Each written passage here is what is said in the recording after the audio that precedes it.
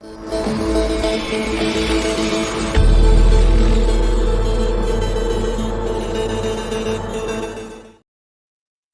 everyone. Thanks for joining us for episode 4 of our Intelligent Apps with Serverless on Azure series.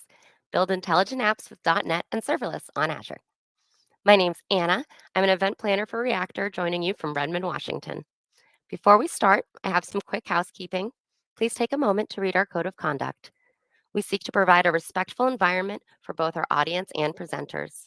While we absolutely encourage engagement in the chat, we ask that you please be mindful of your commentary, remain professional, and on topic. Keep an eye on the chat. I'll be dropping links and checking for questions for our presenters to answer. The session is being recorded. It will be available to view on demand within 24 and 48 hours. With that, I'll turn it over to our presenters. Thank you both so much for joining me today. Hey, thanks, Anna. Yeah, thanks for having us.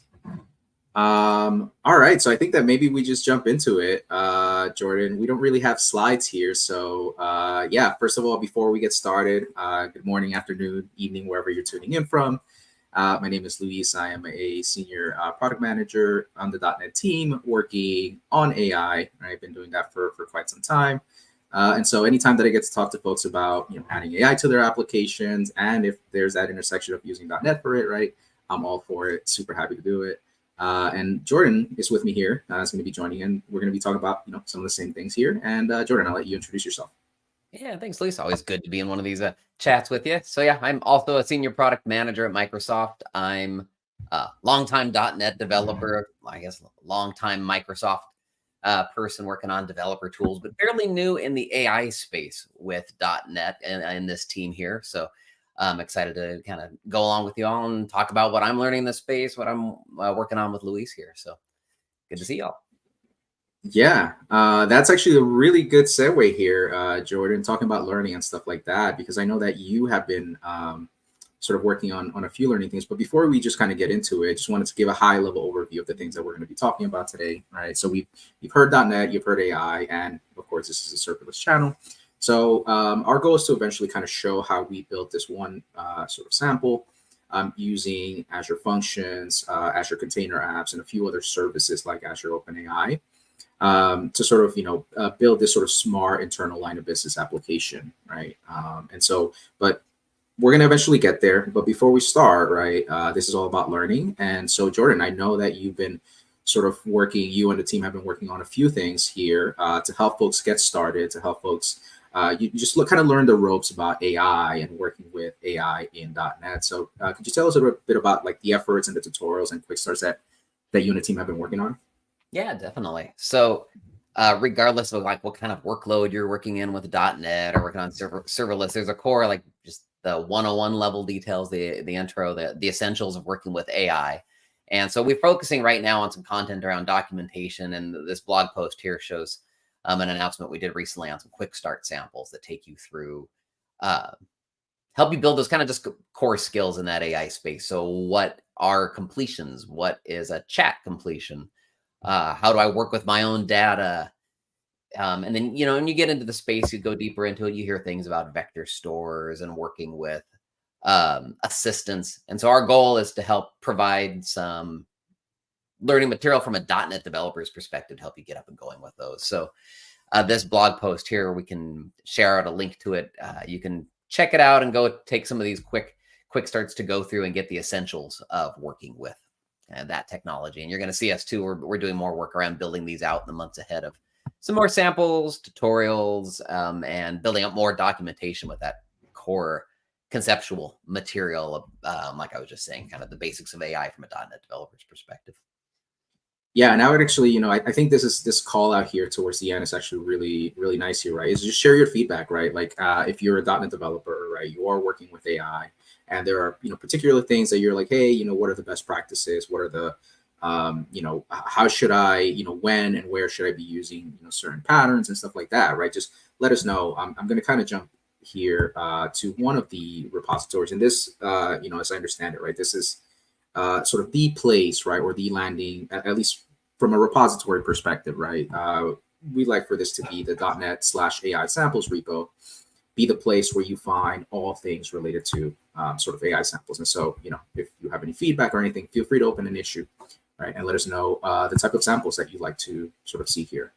But in this case, right, before we sort of jump into sort of the serverless and what exactly we're going to be doing there, right, we're going to sort of start off with some of the basics and kind of like level set and set some context about what exactly is it at a high level that we're doing inside of this application, right? And so to kind of get started, right, we mentioned that this .NET AI samples, this is part of that sort of, getting started sort of beginner series.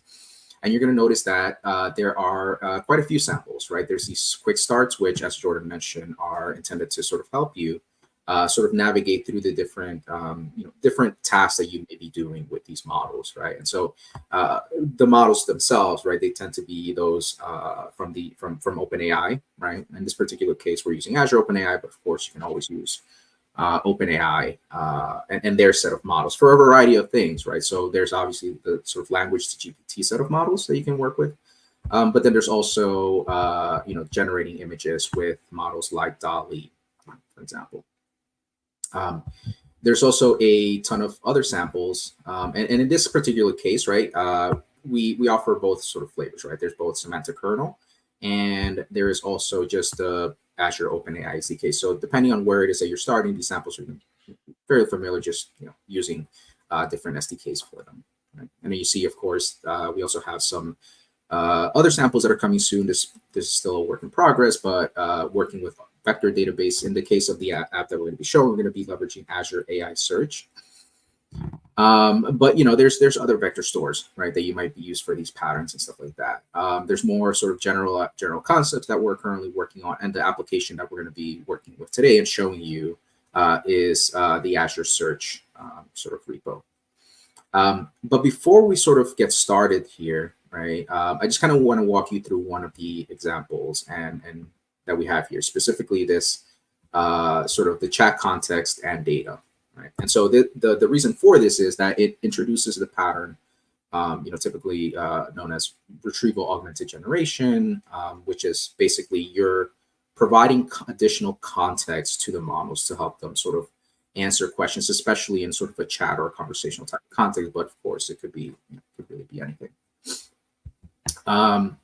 So one thing worth mentioning real quick, Luis, unless you were just about to hit this one, putting on my new in the space hat, we mentioned a few terms around, well, semantic kernel here, and we were talking about Azure OpenAI. I think the Azure OpenAI and OpenAI piece, maybe folks might be a little familiar with, but semantic kernel, as far as a term, be good to, well, if I just inject real quick, as I look at it, semantic kernel provides kind of a core set of abstractions over common things you do with AI, like working with a chat is a great one that we're always, looking at in these beginning samples. And it works on top of OpenAI, but has the ability to work with other models as well. And models are being the smarts powering kind of our completions here. But also it provides a model for plugging in other, when we mentioned vector stores, that's commonly the place you use to put your data in, that the AI toolchain kind of look at and find similar things to the query to bring your own data in with it. The prompts, adding additional context. Semantic kernel just helps bring those together kind of as a core client library you can work with, maybe called an orchestrator. Would that be a fair way to summarize it? Yeah, no, that's actually a really good point. Yeah, because I completely glossed over that. And you're going to see it in the samples as well, right? That semantic kernel provides a variety of different connectors, as Jordan mentioned, right, to the various components that you might need. And so, for example, here you're seeing that it has the ability to call tools, right, which help models or in your applications, it helps the models call sort of different tools or functions, SDKs, whatever it is, right, within your application. But you can also have vector stores, models, so on and so forth. And typically, semantic kernel wraps sort of the underlying SDKs for a variety of these services, right? And sort of exposes them as connectors. So you're going to see, like, once you sort of see it inside in the concept application, it's going to kind of make a little bit more sense here. But yeah, did you have anything else to add there, Jordan? Oh no, I think that was the main one that, Okay. As I dove in the space initially, when it was still even coming up, it was kind of a term that was maybe a little less familiar in some places, or people bring it up here and there in other conversations I have, that I like to kind of give a quick summary on that one. So yeah, absolutely. No, that's a good point. Let's see. I was kind of going to switch over here to Visual Studio to kind of show you one of the examples that we have here. And specifically, the one that we're going to be looking at, it is chat, context, and data. And I'm going to kind of show you the code. I'm going to step through it. And I'm going to talk about sort of like why this, we're sort of, doing this pattern here. So let's see. So in this case, we have a console application, right? And we are using this Azure AI chat completion service, right? And so this completion service is provided by Semantic Kernel, right? As you can see in the namespace, it's one of the connectors that allows you to sort of perform chat-like sort of interactions, leveraging the OpenAI, in this case, particularly the Azure OpenAI service, right? So it's wrapping that service and providing some convenience APIs over on top of that. But in this case, basically what we're trying to do is we have, if I were to open this up, we have a list of different hikes that I've gone. So you can imagine, for example, if you're a hiker, maybe this is information that you download from something like All Trails, right? Or one of the various applications that are sort of out there for tracking your activity and your, your activity or different things, right?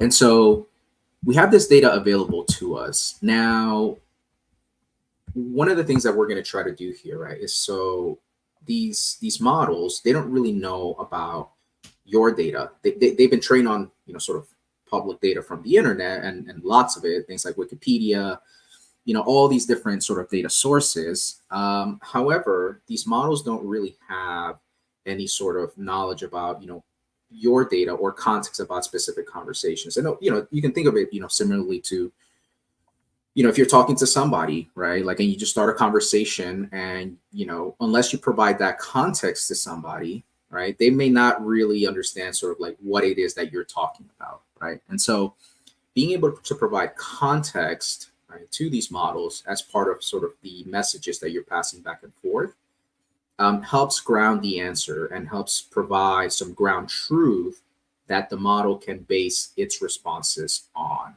right? And so again, that's sort of, one of the limitations of the model is that it doesn't know about your data. And so we need to help by providing that context to that model, right? And so in this case, and generally that pattern is known as Retrieval Augmented Generation, right? So before you actually generate a response, you inject or you introduce sort of relevant information into the prompt, right? The prompt is the inputs that you pass to model. And then that's what the model then uses to generate the answer. So just to kind of sort of show you here what's happening. So this is all just configuration, again, for setting up our chat completion service with Semantic Kernel. And you're going to see here that, let me just kind of make this it's easier to read. So you're going to notice here that we're going to initialize our chat history, right? So chat history is yet another way that we provide context to the conversation, right? So like, for example, again, if you're talking to somebody, you're like, oh, like I was just mentioning this and this, right? You're setting that context. And so the chat history kind of does that, for these types of applications. And so, and here we're telling it, you're an upbeat and friendly, you introduce yourself by saying hello, and you provide answers only based on the hiking records below. So you're already in the prompt constraining to only use information that you're providing to the model as the source, sort of ground truth, to generate the answers. And you're going to notice here that the context that we're providing are the hikes, right?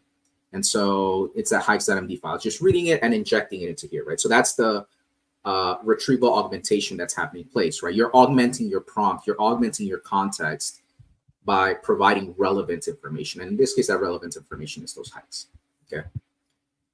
Now, I'm going to go through this sort of multi-turn conversation where I say hi, it's the LLM or the model is going to respond, and then I'm going to continue the conversation. And in this case, one of the things that I want to do is I want to ask it, I'd like to know the ratio of hikes I've done in Canada compared to other countries. So if we kind of go back here to this file, you can see that we have country listed as one of the columns here as to where it took place, right? And so when we're providing this information and we're asking the model, hey, try to answer the particular question using this data, right? And so Let me kind of step through it so you can kind of see what's going on here. Bring up console. Okay, so we hit the breakpoint here. When I go ahead and step over it and I expand chat history, just a little bit bigger, you can see now that there's that initial set of text, right? You are upbeat, blah, blah, blah. But then we're also providing this table, right? And the really cool thing here is, we've kind of talking about vector stores in general and how you can leverage those. And that's actually, it's useful to have them, right? But it's not absolutely necessary for you to have vector databases. In order to inject context, right, and relevant information, right, it can be from any source. You could imagine, again, right, this data coming from an API, such as, one that maybe AllTrails provides, or I don't know, Google Maps, or you might have something like some sort of SQL database that you're just storing this in, right? It doesn't matter. The point is you're providing additional context to the model, right? So again, in this case, we have this. That's essentially like, too, if folks who use GitHub Copilot, that's the kind of thing that's getting passed in there behind the scenes on those prompts is the source file, right? Right, exactly. The source. Yeah, exactly. Yeah, and that's a really cool thing here, right? Again, right, because it can be any data. Like it's up to you can structure this in a variety of different ways, right? To make it again relevant to whatever task it is that you're trying to perform. But yeah, you're spot on, Jordan. Let's see. Let's keep stepping through this. Okay, so now I'm going to kind of switch back here. So you see, it's just printed out to the console. Let's kind of step over that. Hi. I guess I didn't put my name. How can I assist you today? Okay. So I'm going to ask about the ratio of heights. Let's see. All right. So let me just kind of step through the whole thing. So I think it's in the hope text that, a little bit too right there. Yeah, is it? Yeah, let me. Wait, there. Okay, that's better. So you can see, right, how can I assist you today? And then I ask my question, right? So that's the user. I would like to know the ratio of heights I've done in Canada compared to other countries. And then so it's going and doing it. You listed 5 out of the 8 were in Canada, while the remaining 3 were in other countries. So the ratio of heights in Canada to heights in countries is 5 to 3, right? So again, the main thing that we're kind of seeing here is that by injecting context, we can ground the model and provide more accurate, better responses, right? So that's kind of that a really super quick introduction to Semantic Kernel, right? In terms of the connectors that they provide, and more importantly, the sort of this Retrieval Augmented Generation pattern where you're injecting, information from a variety of different sources that's relevant, that's going to help the model come up with an answer, right? But now we actually want to see it in terms of an application, right? Before we kind of jump in here, I'll kind of take a quick pause here in case there's any questions. There was one question around links to the repo. So we've shared links in the chat here.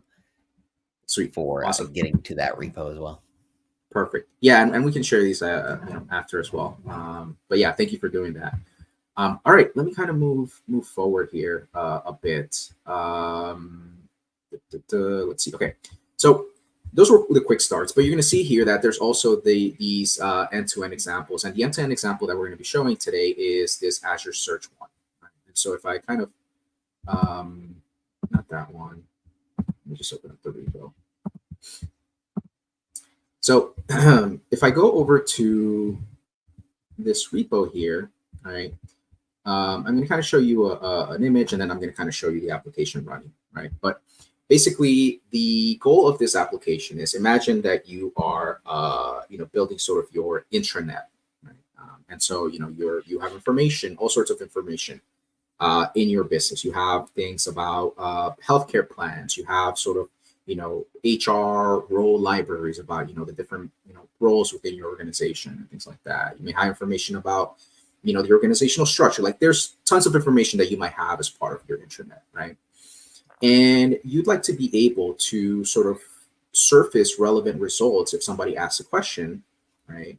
You like to be able to tap in and be able to use your own data, right? In this case, those documents that you have available in your company, to be able to sort of, generate responses or help people get answers more quickly, right?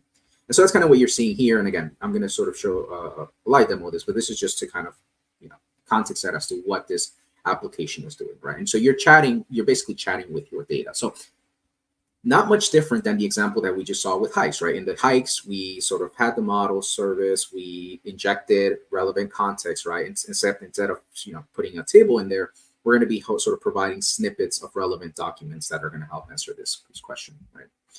And then again, we're going to just generate the responses for users. So the patterns are generally the same. It's just the application is a little bit different and the data is a little bit different. So with that in mind, kind of walk you through a little bit of the architecture here. And this actually needs a little bit of an update because you're not really seeing the serverless piece here. But I'll kind of walk you through that one, right? And so at a high level, we have this ASP.NET application. It's a minimal web API with a Blazor front, and we also have a MAUI, right? So if you're building sort of client desktop type applications, you can leverage that to essentially sort of build these types of applications, right? And so there is that. Ultimately, the application itself, at least the backend for it, right? It is hosted in an Azure Container application, right? And so Azure Container Apps are this like really nice sort of service, right, where you get a little bit of best of both worlds, right? You get basically the ability to be flexible in how you define your programming model, but the hosting of it is sort of serverless, right? Like you get the best of both, right? And you can think of it that way. Now the things that are sort of backing this application, right, at least when it comes to storage, is this Azure storage account, right? So in Blob Storage, this is where we have our document stores. But again, right, you could imagine these being in SharePoint, like wherever, right? In this case, we're using Azure Storage. And so here's sort of where the pattern sort of comes in, right? So whenever we spin up the application, just do something quick here. Keep working. Okay, sorry, just trying to keep my code space alive. And so one of the things that we're doing here is whenever you stand up this application, whenever you provision these resources, which I'll talk about a little bit later, we're leveraging AZD for this. But whenever you stand this up, there is a trigger that happens. And so that's kind of like right in this index content. This is exactly where sort of the serverless component, at least the Azure Functions component, comes in, right? We are leveraging we're basically generating embeddings, and we're doing some sort of data ingestion, right? That takes documents from the Azure Storage account, runs them through a serverless application to perform indexing and store them, and index them using Azure Search. And the reason we're doing this, and specifically we're using Azure AI Search, formerly known as Azure Cognitive Search, right? And so we're using that component to make it easier to retrieve or to extract information, right? And find the relevant documents. Once that is done, right, this is sort of that loop, that retrieval augmented generation piece that takes place, right? So whenever a user asks a question, right, so in this case, what's included in our Northland Plus plan, what happens here is it first goes out and tries to retrieve relevant sort of documents using the Azure AI Search Index, right? Once it finds a set of documents that it wants to use for context, it injects them into the prompt, right? The input that's going into our Azure OpenAI service. And then the Azure OpenAI service uses that information to generate the response and provide it back to the user, right? And so, again, the exact same pattern as with the hiking application, right? It just, again, in this case, it's a different sort of context. So, right. There's a bunch of instructions here. There's also some documentation as to how you can get started with this. Personally, my favorite way to get started, and I would argue the easiest way to get started with this, is with code spaces. We could actually spend a whole session, 1 hour talk, just talking code spaces and dev containers, right? So if you're not familiar with code spaces and dev containers. High level dev container, one of the things that it allows you to do is effectively define everything about the environment that you are looking to develop in, right? So you can imagine defining your development environment with all the tools, all the resources that you need, and then, using containers, it basically just scaffolds everything that you define. And so in this case, you can see that we're just using a Jammy. I think this is a Deb. I don't know if it's Debian or Ubuntu. Anyway, it's a Linux-based container base image, right? And you can see that there's additional features that you can add to this. So one of the things that I mentioned for provisioning that we need is AZD, right? And so you can see that you can add that here as a feature. And what this is going to do is going to go ahead and install the AZD sort of set of features for you. We also have .NET, right? So in addition to the base image, we're also installing .NET, specifically .NET 8.0. We're also installing the Azure CLI. So all these things that we're going to need, right, to sort of run this, they're sort of available there. And then there's also Docker, right? So as weird as it sounds, you're actually running Docker inside of Docker for these dev containers. There's additional customizations you can also have, right? So for example, we have a variety of VS Code extensions here that we're leveraging. So you can sort of define those, including Azure Functions, Azure Storage, so on and so forth. C# Dev Kit, right? If you're developing inside of this Visual Studio, inside of sort of Visual Studio Code. And then additional information here as well, right? But the really cool thing is, like, once you sort of scaffold this, right, you don't have to really install any of these components on your device, right? You can just start this up as a container if you have Docker installed locally. But you're going to notice that here I'm actually not working locally. I'm actually working inside of the browser, and what's powering that experience is, again, piggybacking off of that sort of that dev container sort of infrastructure, right? Code spaces, if you were to, for example, in this repo, there's multiple entry points, but if you were to go to code and you hit code spaces here, right? In this case, I already have one. This is the one that I was looking at and showing you before. But you can go ahead and create your own, right? And using that dev container configuration file, it will just go and provision this environment for us, right? And so, at that point, once you're inside of this dev container, one of the things that you're going to want to do is you're going to want to log in, and then you're going to want to run AZD up, right? And what happens is when you do this AZD up, there's a few things that take place. For one, it packages your applications. For example, in this case, it's packaging up that the C# function, right? So this is that piece of our application that does the indexing and data ingestion, as well as the web piece, right? This is the part that gets the backend that gets deployed over to ACA, right? And the way that the AZD knows what to deploy and what to provision and do, what it needs to do there is using Bicep, right? So you can see here that we have this infrastructure folder. There's a Bicep file, and in here is a definition of basically all the resources that we're going to be using, right? And so you can see that OpenAI is going to be one of those resources, right? There's additional things here that you can sort of set and configure. We have application insights for monitoring our application. In some cases, like so in the example that I'm going to be showing here, I'm not really going to be showing the vision components, but this example actually uses GPT-4V with vision, right? So you can introduce vision components into this. But again, right, this is literally what's defining everything that you're going to need in terms of resources, so that AZD can then go and provision it for you inside of Azure. And then the way that our application looks like inside of Azure is, if I kind of just go here, right, this is what gets provisioned. So you can see that there are things like, this is my Azure AI service, right? You can see here, this is my container application, the one hosting my backend. If we take a look here, this function application is the one that's hosting my sort of data ingestion pipeline, right? That's powered by functions, right? And so all of this was provisioned using, again, just doing the AZD up command and leveraging those Bicep files that are available there. So, okay, so I'll kind of pause there. I'm not sure if I see any sort of questions or anything coming in the chat. Before sort of popping back here. Nothing at the moment. Cool. All right.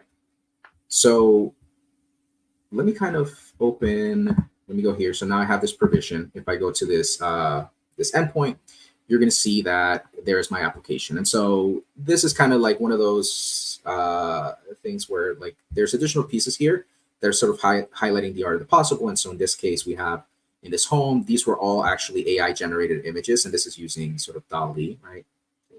Again, just showing the art of the possible. We also have some sort of voice chat features where we're using, in this application, we're using the native browser APIs, right, for voice and mic access, and then using in the backend OpenAI. But the pieces that we're actually interested here for this application are the documents and the chat, right? And so what basically takes place is whenever, again, when I run AZD up, there is a set of documents, and actually, let me just kind of, actually, I can open these up just to kind of show you. So you can see, for example, this is the company's Contoso Electronics, and this is the Northwind Health Plus plan. And so you can see that there's a multiple of these. This is actually the same document.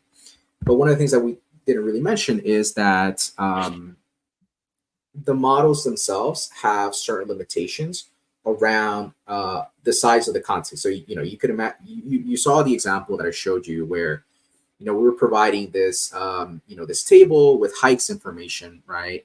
And that was a relatively short list. There wasn't a lot of sort of characters. It wasn't a lot of like words or, what are typically the way that you measure context, right? Or context size and limits in the terms of these models are these things known as tokens, right? So these tokens are, you can think of them like a word, right? Like a word is a token. It's not quite, but it's, broad strokes. It's a good heuristic.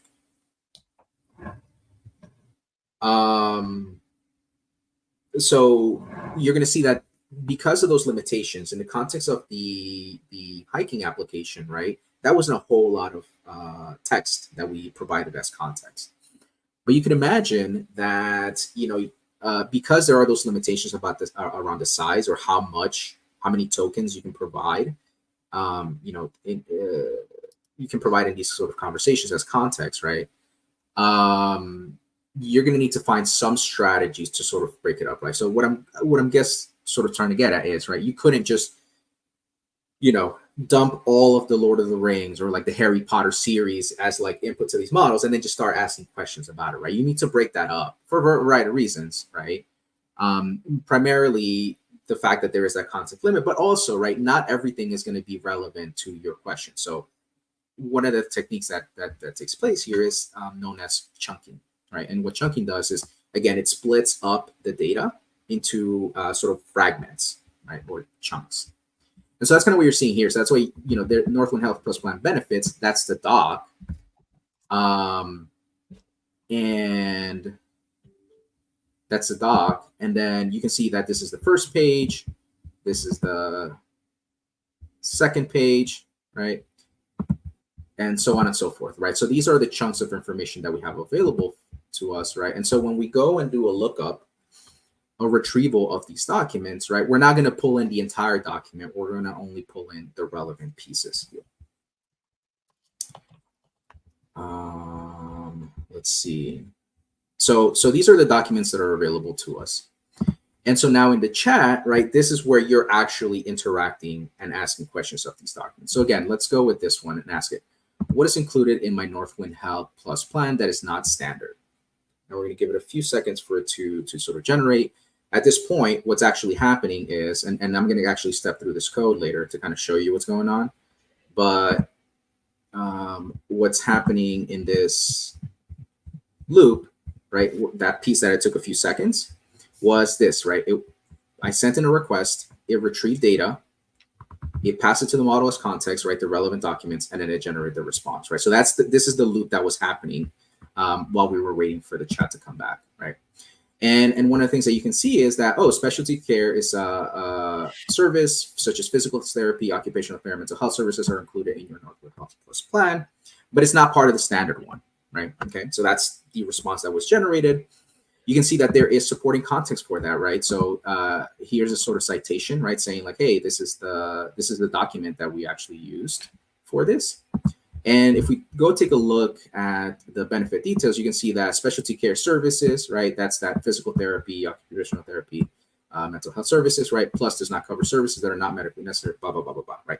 So again, right, we're seeing how we were leveraging those documents that were sort of added here, right, that were indexed using Azure AI search as well as functions, right? And so that's kind of what's happening here, right? And if you wanted to go ahead and add other ones, right? So for example, let me kind of show you one test. This is a document that I uploaded. So one of the things that you're able to do here is if you go to select documents, in this case, I'm not going to be doing it, but you can go here and kind of like search through your documents and upload them through this UI. And then eventually what's going to happen is they're going to be indexed and made available for you to start chatting with. But if we take a look at this FAQ document, right, this is just general information about my business. Like how can I create an account on your website? How can I place an order on your website? How can I track an order, cancel an order, right? So things like that are available here. And so if we were to go back, right, and ask it, again, information about, for example, what was it called? How can I track my order, right? When we hit chat, again, right, there's that loop that's taking place. We're going and retrieving the relevant documents. You can notice here that the FAQ document 1 is the one that sort of it used as supporting content, right? And you can see here, there's the information. How can I return my order? And how can I track my order here, right? So again, we're just using that. Let's take a quick pause there. And kind of go back here. Quick question here. This is a code spaces question, but someone was asking about the default idle timeout, what that is. I think that's in code spaces. I think that's the amount of time before it'll go ahead and basically suspend the dev container, basically, right? That's a little outside of our space, but that's how I've interpreted that one before. Good question. I don't know. Is that available here? Can you set that somewhere? Or was that somewhere in the dev container? Probably in the dev container JSON, and then like an idle timeout. I think I've seen it before. I don't see it here, but actually I was not aware of that. But see, today I learned. See, I'm always glad. I'm always learning something. Earlier, where it's like keep it alive, so a useful demo tip maybe. Yeah, that's actually awesome because I did not know about it. As you saw, my default is every so often just come back and check on this thing. That's awesome. Yeah, I didn't know you could do that. Okay, cool. Noted for next time. Thank you. Let's see. One more question just came in. Let's see. Before you get back in the groove here. Let's see. Okay, can you say more details how to split into chunks, break one document into separate pieces, or get to look into section of a section, measure the size of the section? Yeah, so that's a good question, Wen King. I apologize if I mispronounced that. That's actually a really good question. It really depends, right? It really depends on what exactly it is. There's various strategies. For example, there are some that do kind of like a sliding window type approach, right? Where not only are you going to get the actual text, right, but you're also going to get, like n number of sentences around that, right? That way that you get a sort of a complete picture. There are some that literally do it like sentence by sentence. There's a few that do it based on like, the paragraph, right? And so there's a lot of different strategies. I know that everybody loves this sort of answer, but it really does depend. And one of the things that you're going to have to do, right, as you're doing some of this retrieval. Now, in this case, it's this is the strategy that we're employing here is sort of vanilla RAG. I think that's what it's called now, right? Where it's basically literally just going and retrieving stuff, right? But there are additional strategies, more advanced strategies that you can also employ to get more relevant and grounded results. But more importantly, there are also strategies for measuring how and evaluate, right, how relevant or how effective the retrieval strategy it is that you're employing is, right? So TLDR is experiment. Try to see what works best based on your context, and kind of go from there. One thing I was curious on that one, Luis, is it, so there's also like the tool used for tokenization can vary by model, right? Like tick token is one we've talked about for some, or I don't know if it's all the OpenAI model. So there's I don't know the right terminology. So I always jump in, but like the strategy or the tool for general tokenization. And then what I heard you just saying was there's also you then have within that your own opportunity for like how big is the window of context and different strategies around how much you do. But there's the way of tokenizing that varies by model. And then there's for your own strategy and your situation, you may want more or less kinds of different windows that you're putting in, right? Also affects cost as well as the kinds of things you need to consider. Yeah, absolutely. And you actually bring up a really good point, right? Because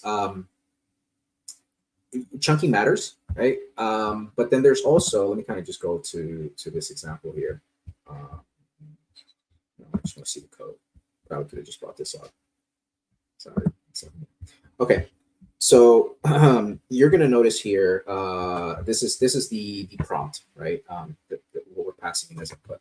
And so in the context of tokenization, right, what you were saying is how this text is split up into tokens really matters. Like, for example, some of the things that I've seen, right, for example, is like if you add like a new line character, right, like some models will weigh that more heavily than others. And so like, that's going to matter, right? And so depending on whether sort of the tokenization strategy used to when training the model, that's really going to impact as to how you go and craft and develop the prompt, right? So that's kind of where you hear like a lot of this, these concepts around prompt engineering and stuff like that. It's that, right? Where sometimes it's very much that sort of developer, workflow where sometimes like, maybe you forgot a semicolon somewhere or you forgot like a white space somewhere, right? And like it might work or it might not, and you're like, it works, why? Or like it doesn't work, why? And if you just add an extra space or if you add a semicolon somewhere, right, it will work better. So that's kind of like a lot of this prompt engineering is, right? Where a semicolon, a period really might make a difference. I know I die a little inside, and I'm sure some others that all of us that are very used to deterministic behavior, like input output, the same thing, probably twitch a little bit at that idea of like, if a space or so, I guess at some level, though, it also makes sense. Like the way these are being broken down, that impact where the breaks are in your phrases. But that kind of experimentation can be a little nerve wracking for sure. Yeah. I mean, I like to kind of think about it like this. I don't know, like do this, Jordan, right? And then, sometimes like if you were to do this, comma, Jordan, right? Like that little comma made a difference, right? So it's very similar here. Right, where those commas, those little pieces, those nuances really make a difference. And again, right, it goes back to what I said in the very beginning of this discussion, which is it depends. You're just going to kind of have to go try it out and see what works best and experiment. And there was one more question that came in related to chunking here, wondering if did chunking help because the result of the search was smaller and a bunch of the documents were not relevant? Yeah, so a piece that we're not really talking about here, and actually I don't know if it's going to be evident if I were to go sort of switch over here. Let's see if I can go to my Azure AI search. Okay, here's my search index. Okay, so let me jump into the Azure search index here. But the way that I would answer that, Daryl, is that yes, it helped because it was relevant. So instead of providing a whole bunch of a block of code that may not be relevant, right, you can really start to narrow down the scope of information that you need to sort of go through. And so that helps from several perspectives, right? From the perspective of like, well, I'm only focused on the relevant pieces that I need to answer my question.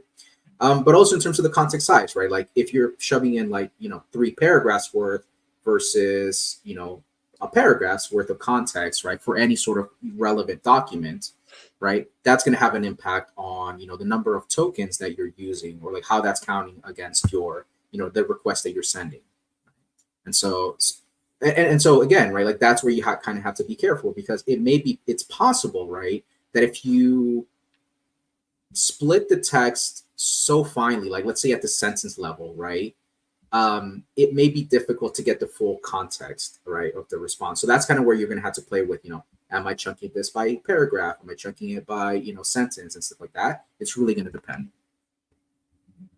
And on a terminology, just as an important piece of note, when we also are looking at this here, whether we're thinking of or not, the calls ultimately over to any model are chunked, right? There's a level of that's happening behind the scenes. Maybe Semantic Kernel did it, or the OpenAI SDK. But any prompt you send, the system itself has to send this stuff in chunks. So there's already a strategy going there, and then you have your own piece to consider when it comes to adding in the additional context, like we were talking about. So either way, chunking is like a core thing. You maybe not always have to think about it, but there are times it comes in, and then we always have to think about behind the scenes the cost of these, which are the tokens that were chunked. Like, so the term of chunking itself is essential into any call in here, right? Yeah, absolutely. And just to kind of highlight, this is beyond the scope of this talk, right? But one of the things that Azure AI Search provides, right, is a sort of vector store capability, right? And specifically, what we're storing here are these embedding vectors. Now, the embeddings are basically a way to map text, right? In this case, it's this particular piece of text You can zoom your to text a little bit numbers. there, Louis. Yeah. So I can see. Yeah. Thank you. Text, this text, right, to numbers, right? And what this enables, right, is as you're doing a search or a query for relevant documents, you can say, you know, how similar is my query, which is also a vector embedding, right? And do a math comparison. You do math over it and you compare like which ones are most relevant or not, right? That's how you're pulling the relevant. That's a retrieval piece it's actually taking place. Again, that's outside the scope of this conversation, but that's basically what's happening behind the scenes, right? It's doing like math to compare my query against the embeddings for the text and documents that are indexed in my vector store. Okay, I see we have some time here, so let me kind of, and I see there's this one last question, just wanted to kind of get off it. So we are using AZD, Bicep, and a few other things. We are actually not the right people to kind of talk about in terms of the roadmaps for all those. But I would encourage, I think that, you know, each of those sort of, you know, tools and services, right, they have their sort of roadmaps on their respective documentation websites, or, you know, repositories. So I would encourage you to kind of look there if you need more information. I think one way I interpret that question, Luis, was actually like a glossary. Like, okay, what's a guide to what these tools are, rather than their product roadmaps, helping to summarize what's AZD, what's Bicep. I think from that angle, the quick one I could say is we're an AI talk. So like if you go to copilot.microsoft.com or your favorite AI and ask, they tend to have some pretty good answers on some of those tools like AZD, Bicep. Those have been around for a while now, that there's some pretty good definitions that come up for those. Let's do it live. Yeah. Oh, doing it live. Can you, let's see.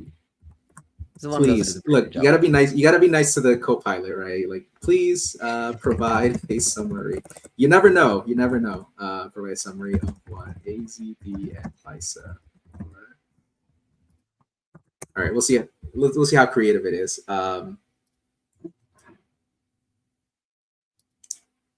Let's see. Ahmed has a question. Does AI search support JSON like Swagger JSON to send a list of endpoints and parameters? I don't know the answer to that, to be honest, Ahmed, but I would encourage you to check out the Azure AI search documentation. I want to say that they do support complex, like sort of complex types, but I wouldn't know for sure whether that's it. All right, Copilot. Okay, so he's doing good so far.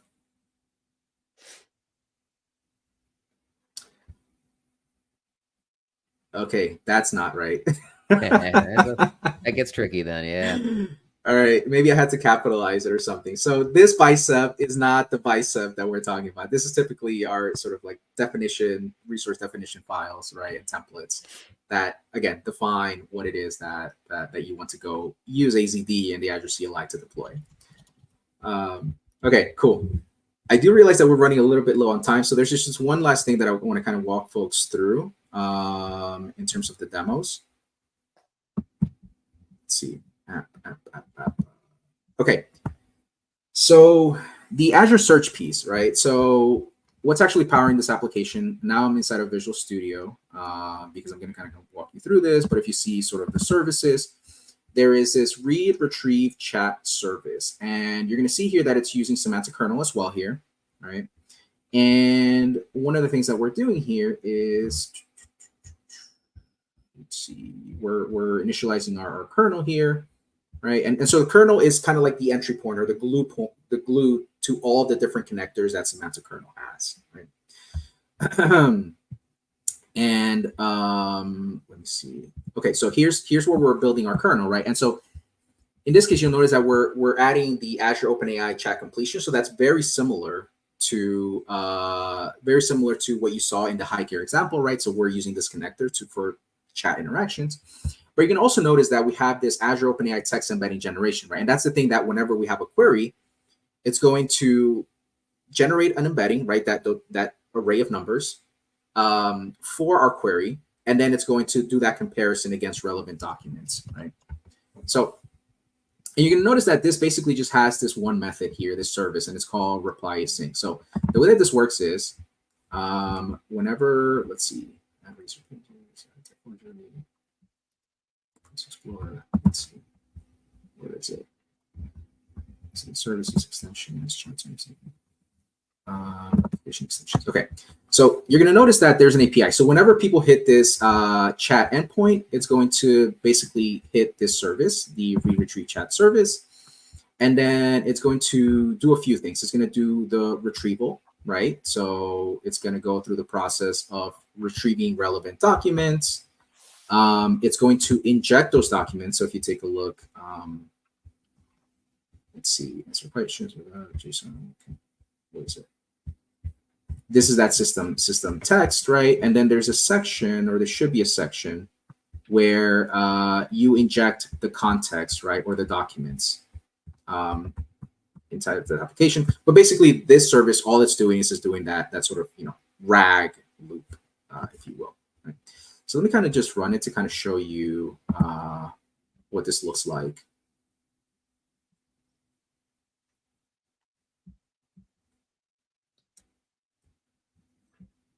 Give it a second.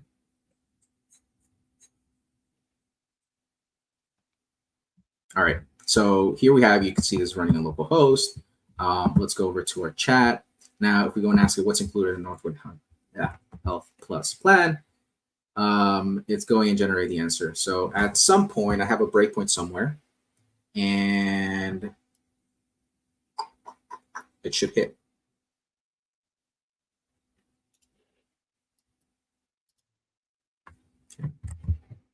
Did I miss it? It's taking a while.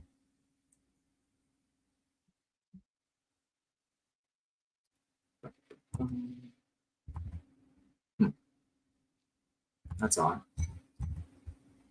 Just make sure that I set my breakpoint. Yeah. Oh no. Yeah, you do it. There we go. Okay, hit the breakpoint. So let's see. If we go over to the answer, well, actually, even before we get there, let me kind of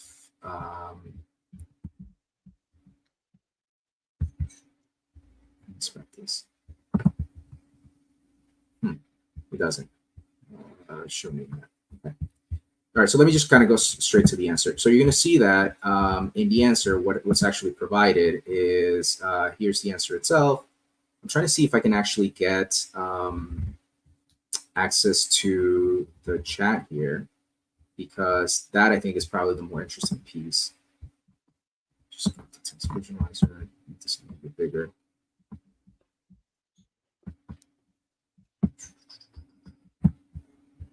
Yeah, okay, so you can see that this is basically how the response is formulated. Here, we're just adding information about the documents that were used, as well as getting the response. There's another section here. Unfortunately, I couldn't, for some reason, the prompt wasn't showing up for me.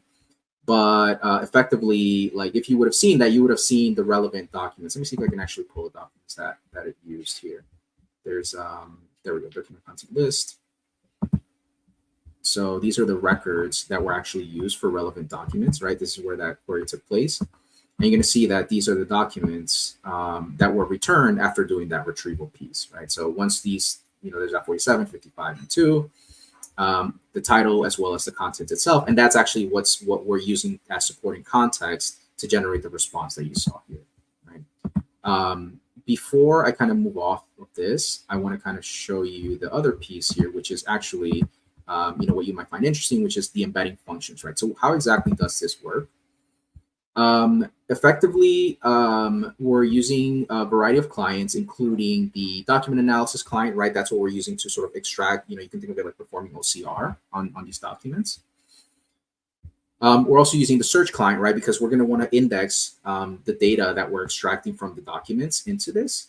And then we're also going to want to sort of store information inside of our blob, right?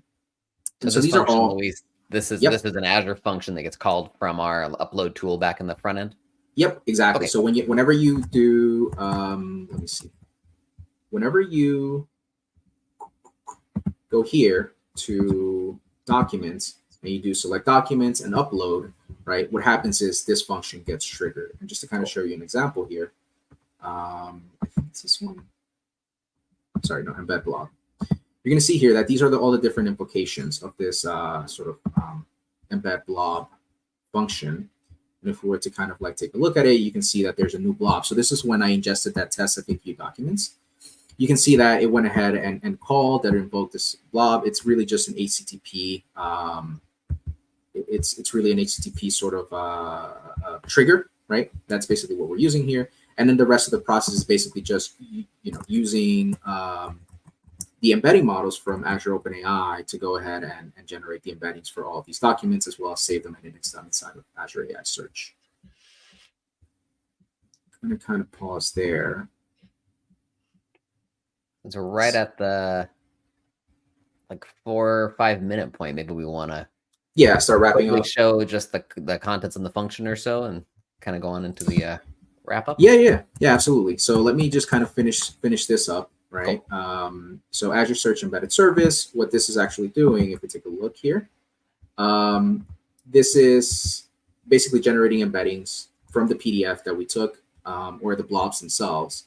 And if we take a look here, let's see. Sections async. Go documents async. Ensure search.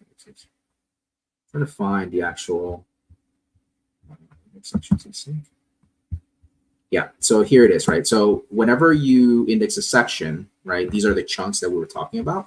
It's just calling this get embeddings async with the OpenAI client, right? And then that's effectively the search. This is the thing that's getting stored inside of our inside of Azure AI Search, right? That's this information that you're seeing here, right? And so effectively, we're just leveraging this Azure function to sort of, whenever we have new documents that get uploaded, we don't really need this thing to be listening all the time.